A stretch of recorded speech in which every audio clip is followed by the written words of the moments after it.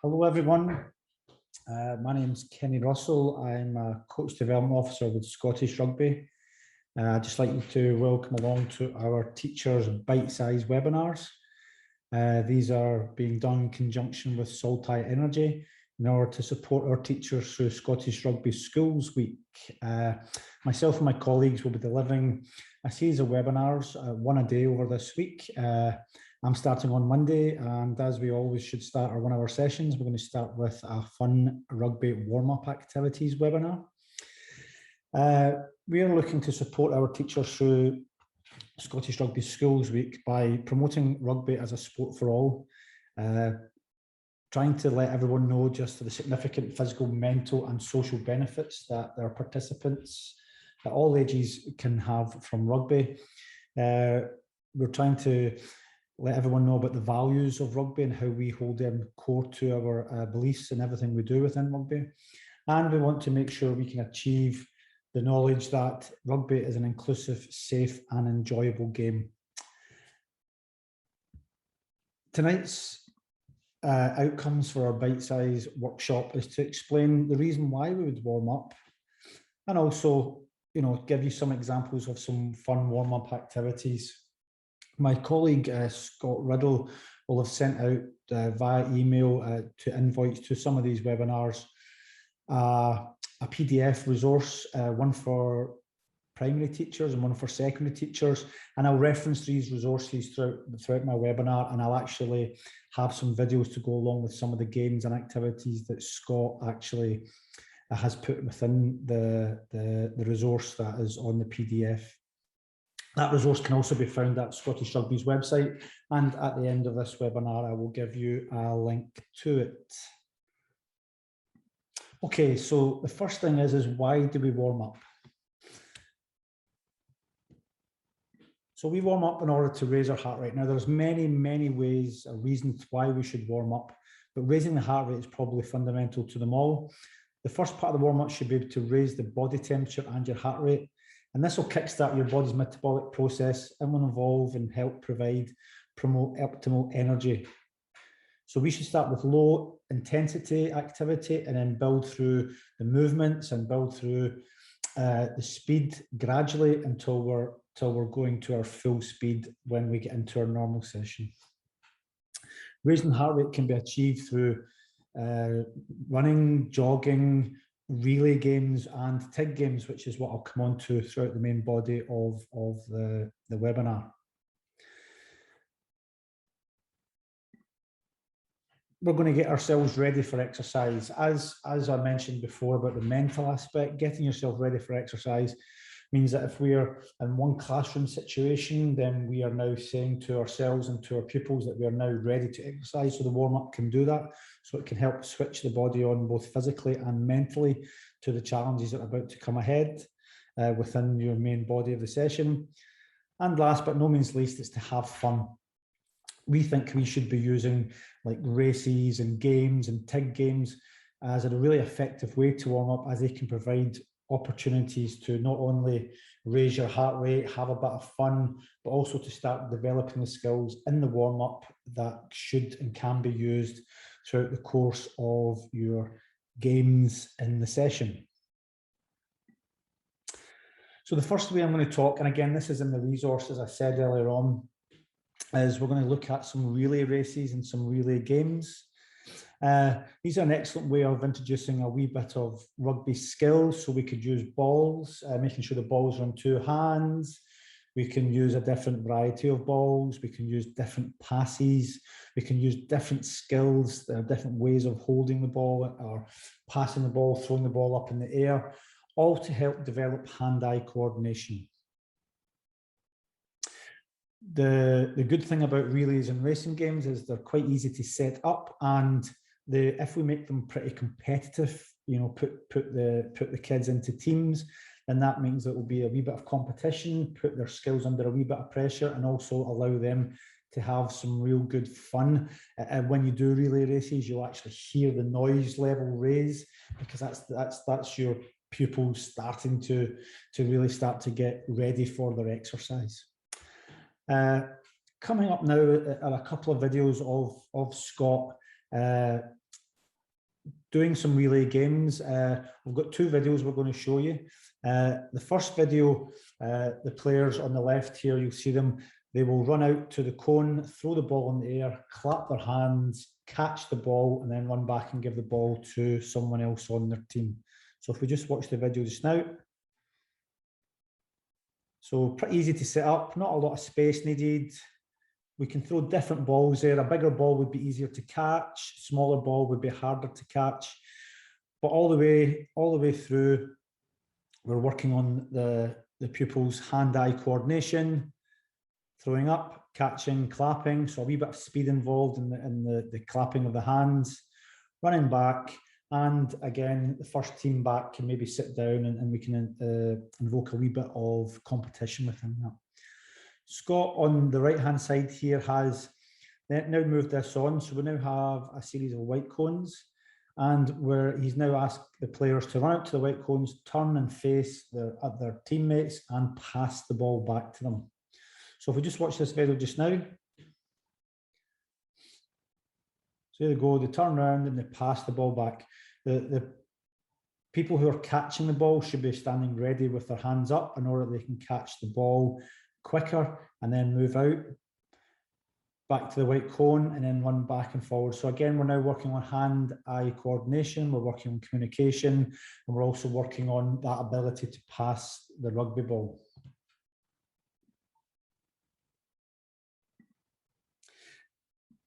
So after relay games, another way that we can look to include in our warm-up would be through using TIG games.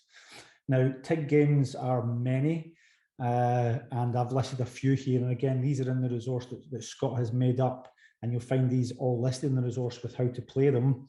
But all we would ask is for perhaps the catchers can have a ball in their hands, and that way they'll get used to them running about with the ball, and as long as you put the ball in two hands. So the reason why we include TIG games is rugby is an evasive game. So TIG games allows pupils to explore their own environment. It allows them to interact with other classmates. There might be some communication in there if we've got two catchers about where they're going. So again, we're starting to tick off all those kind of development skills that we need within a game such as rugby. We've got evasion, we've got communication, we've got peripheral vision, looking to see where other people are running. And it's also fun, and it also increases and raises the heart rate. So I'm not going to go through them all, but as you can see, we have one at the top here, which is the old favourite toilet TIG. When caught, tag with the ball. So we're going to tag with the two. That person is to stand still with one arm out horizontally. To be freed, someone who's not been caught has to flush the arm by pressing that arm down horizontally. Banana TIG, disco TIG, when they're caught, they have to do a disco dance. I'm sure as teachers, you've probably seen these all before. It's just that we are now saying that we can want people to use a ball and try and tag them with that ball in order that they can be caught.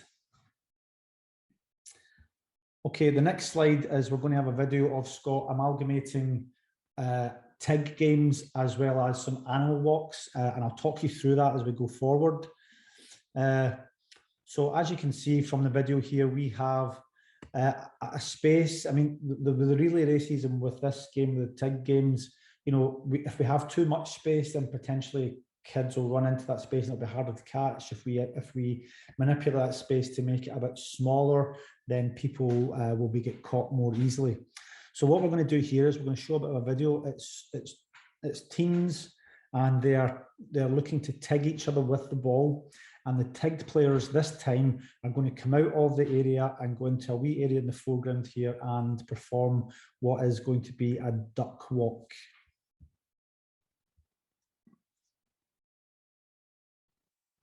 So as you can see, the players in the foreground are doing their duck walk. At the back, the catchers are utilising the rugby ball in two hands, trying to TIG.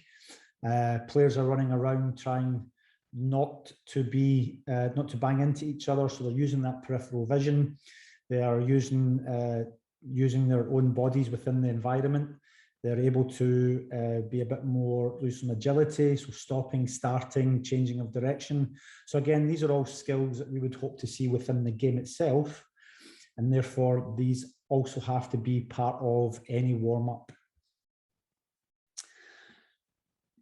So if we just move on to the animal walks, and again, I'm going to say this again, Scott has put some of these into the resource, and also we have these on our Scottish Rugby Learning Zone, which is the Hive, which is called Hive Learning. I'll reference that at the end, but we have videos of all these walks, and I'll show you one of the videos after this slide.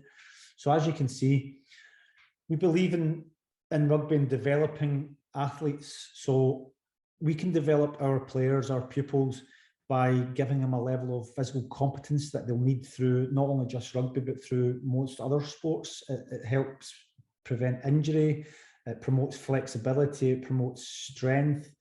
But it's also quite good fun because, you know, depending on your age and stage of pupils you're teaching, if you're in primary school, you could ask them to make the noises of the animals, potentially. You could ask them what animals that they would like to mimic when they're doing their walks.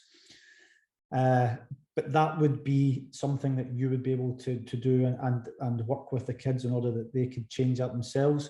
But these walks are to help promote the strength and the physical movement and the physical qualities that you would need when you're playing any kind of sport, but in particular for rugby. So if we're to look at the monkey walk, for instance, here, we saw the duck walk in the previous. If we look at monkey walk, player walks around on 2 feet and only one hand, alternates hands only. When walking, hand gets fatigued. So as I mentioned before, we have our Hive Learning, which you can set up an account for, and I'll tell you how to do that at the end of tonight's this bite-sized webinar.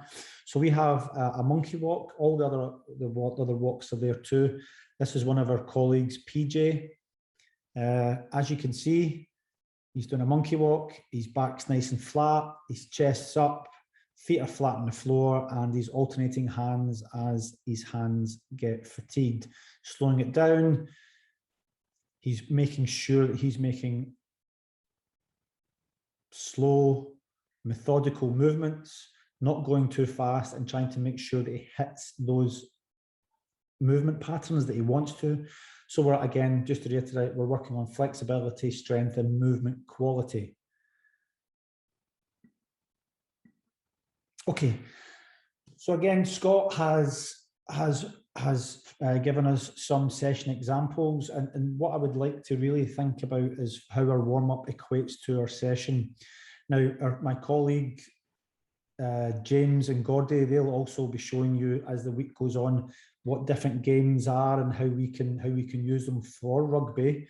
So, but if I'm going to have a game that requires to have the ball in two hands or looking for space, then my warm-up game and my warm-up game, my TIG games, my TIG relays, my relay games should really be concentrating on having the ball in two hands and utilizing space.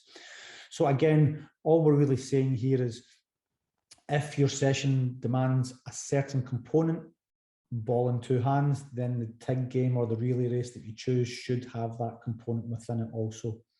That means that the success criteria that the pupils are looking for, I can change direction when running. We can see them throughout either the warm-up and throughout the games. So these session plans are within, they're progressive and go from warm-up to a game and into a more challenging game.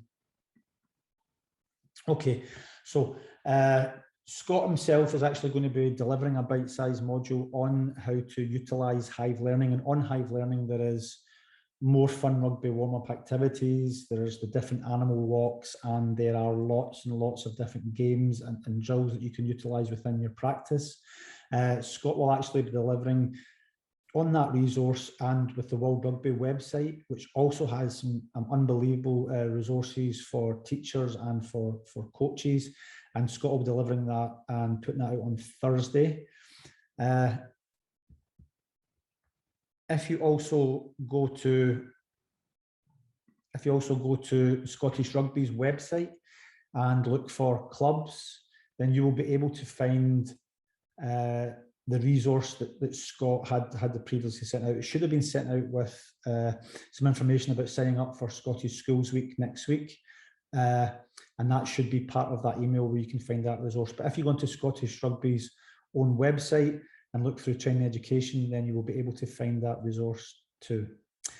Okay, thanks very much. My biggest piece of advice for you would be to just give it a go. Rugby is a great sport, and we just want everyone just to give it a go. So give it a go, see how you go on next week, and I hope you all enjoy Scottish Schools Rugby Week. Thank you.